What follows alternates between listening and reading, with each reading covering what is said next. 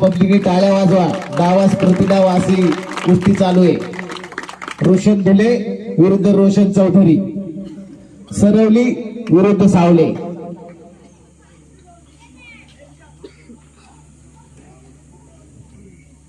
प्रवीण मेमिने यांच्याकडून गदा, बाजीराव दलवी, गणेश मोडक यांच्याकडून 5,000 रुपये या कुस्तीसाठी.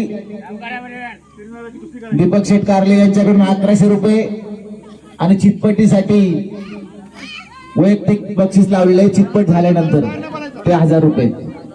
अशी आखाड्यामध्ये अटीतटीची लढत चालू आहे.